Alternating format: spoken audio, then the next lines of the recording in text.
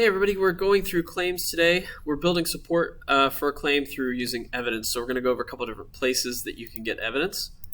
First place you can get evidence is from history. A lot of you guys are in APUSH. You've been in history classes before. So I want you to start taking that information that you learned about in history and keeping it so that you can use it for argument. History is a great place to look for claims of fact. History is verifiable, so it's something that you can show as being real.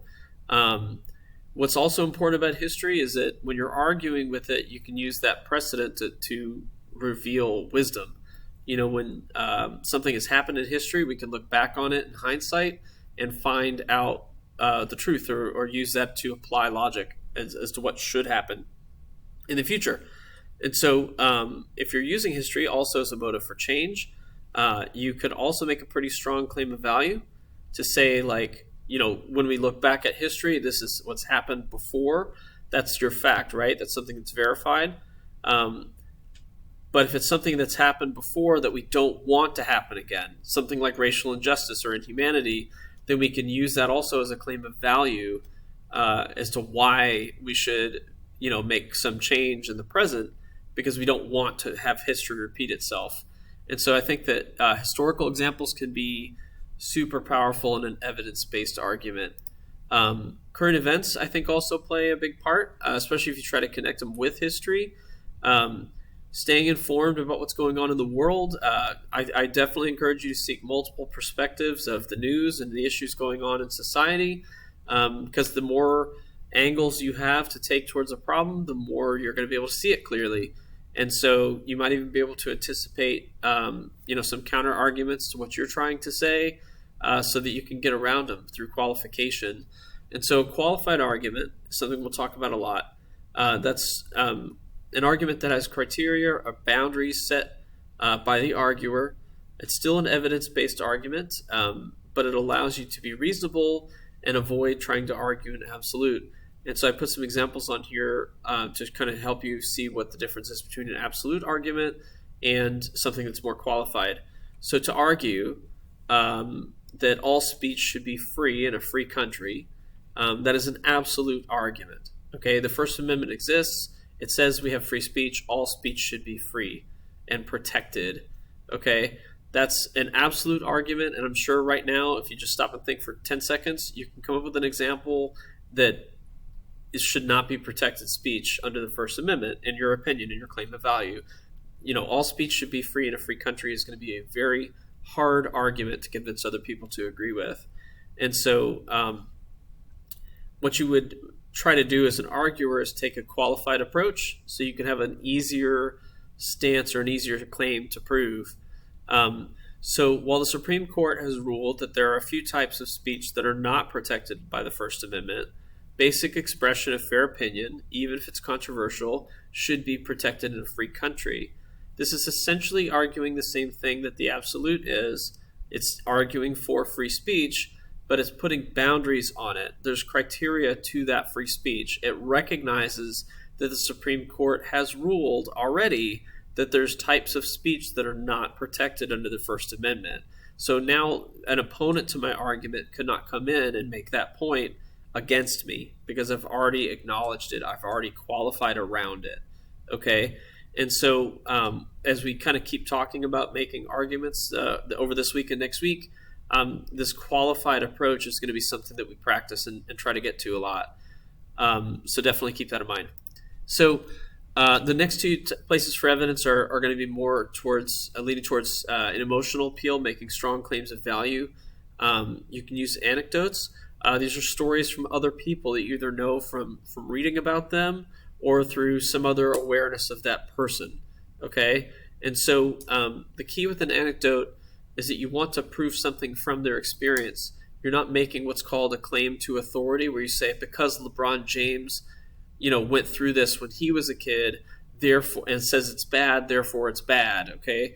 We're not just doing it because LeBron James says so. We're not just supporting racial equality because Rosa Parks refused to get off the bus, okay? There's something in the Rosa Parks example, something in the actions that she took that has a message that matters to whatever we're trying to argue. It's not just because she existed and that you've heard her name before, that you can make a point with it. So you really have to be specific and understand exactly what happened in this moment, but you need to be able to make a strong emotional appeal with it. Okay, so accurate, specific, and brief. If you get into runaway storytelling, you're replacing the task. That's where you're, instead of arguing, you're going into a summary of a narrative. That's not going to help you get a very good score on an argument essays if you're summarizing a narrative.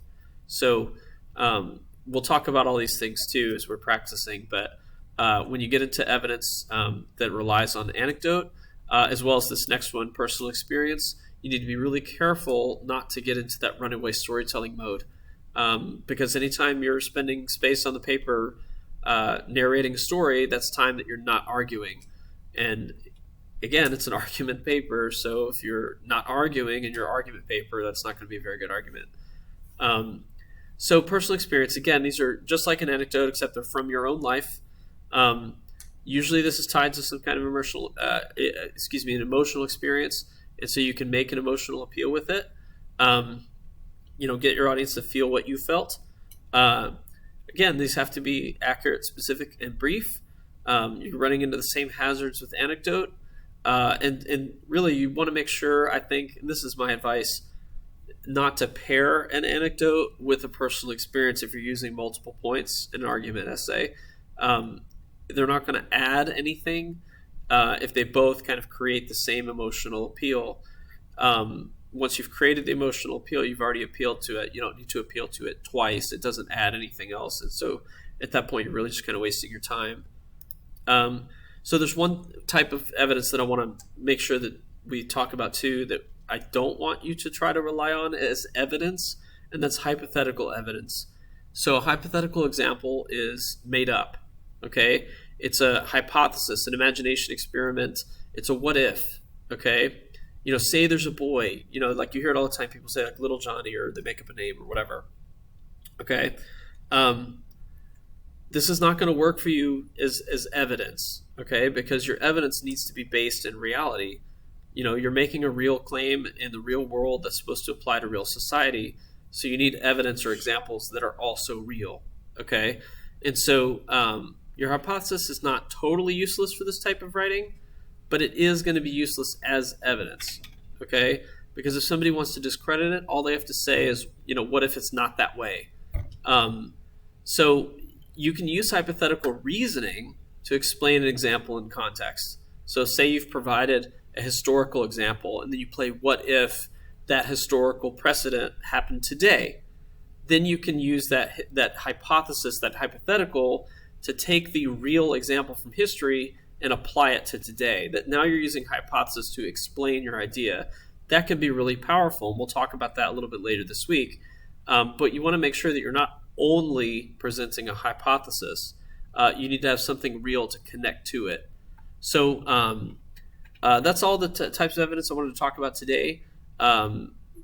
Work on the activity on the next slide to try to get this to sink in and see how you're doing, and then we'll go over it in class again tomorrow. But otherwise, thanks for watching.